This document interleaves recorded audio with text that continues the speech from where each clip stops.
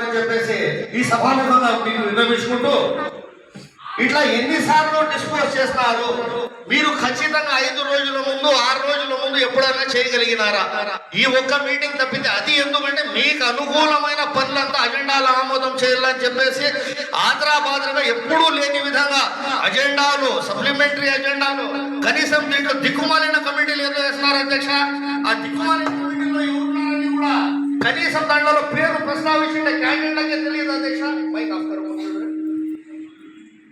కనీసము ఈ అజెండాతో supplementary agenda అన్ని రాత్రికి రాత్రి ఇంత ఆగమేఘాల మీద పెట్టాల్సిన అవసరం ఏం అధ్యక్ష?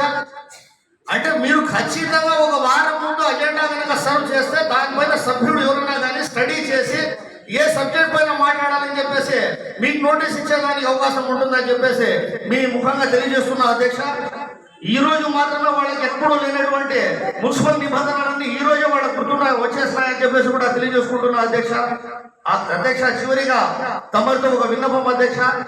గత వర్షాకాలంలో విపరీతమైన వర్షాలతో నీళ్లు ఉప్పొంగి కదిరి పట్టణాన్ని దిగ్బంధనం చేస్తున్నారు అధ్యక్ష.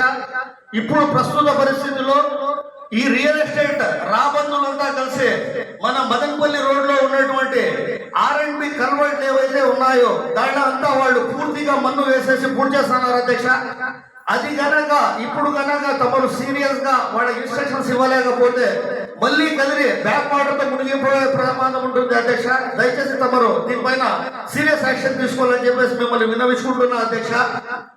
అధ్యక్ష అదేవిధంగా నిత్యం ఎంతో రద్దీగా ఉన్నటువంటి మన హెబ్బాల్ రోడ్, జీమాన్ కూడలి, కొలిమి సర్కిల్లో పాండవ నివాసంలో మాట్లాడారు అధ్యక్ష. కోతి జారేడు తోక బారేడు అని.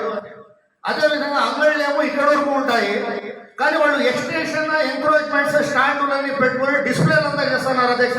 నిత్యం స్కూల్ బస్సులు తిరుగుతూ ఉంటాయి, నిత్యం ట్రాఫిక్ జామ్ అవుతా ఉంది. అక్కడ ఒక పక్క ట్రాన్స్ఫారం ఉంది అధ్యక్ష.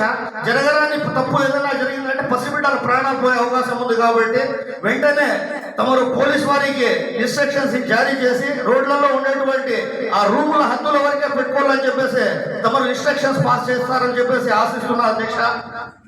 అధ్యక్ష అదేవిధంగా కదిరి కింద ముందు ఒక దరిద్రం ఉండేది. ఎక్కడ చూసినా చికెన్ వేస్టేజ్ అనేది ఊరికి నలువైపులా వేసేస్తాండ్రి. కానీ ఎవరో మహానుభావులు ఆ నంద్యాల నుండి వచ్చి దాన్ని మేము డ్రమ్ములో ఎత్తుకొని పోతామంటే కూడా దిక్కుమాలినటువంటి ఆ వేస్టేజ్ మీద కూడా వ్యాపారం చేసుకుంటే దౌర్భాగ్యులు నంద్యాల వాళ్లకు నెల్లూరు వాళ్ళ మధ్యలో పంచాయతీ చేసి 8 లక్షల రూపాయలు మింగేస్తున్నారు అధ్యక్ష. అంత దౌర్భాగ్యులు ఉన్నారు అధ్యక్ష. అట్లా దౌర్భాగ్యం కాకుండా ముందు టెండర్ 8 లక్షలు పోయింది అధ్యక్ష. అది మన మున్సిపాలిటీకి వచ్చే ఆదాయం అధ్యక్ష. దయచేసి తమరు దానిపైన ఫోకస్ చేయాలని చెప్పేసి మరొక మారు మిమ్మల్ని విన్నవించుకుంటూ ఈ అవకాశం ఇచ్చిన మీ అందరికీ మరొక మారు నా హృదయపూర్వక నమస్కారం తెలియజేసుకుంటూ ముగిస్తున్నా అధ్యక్ష. Thank you so much.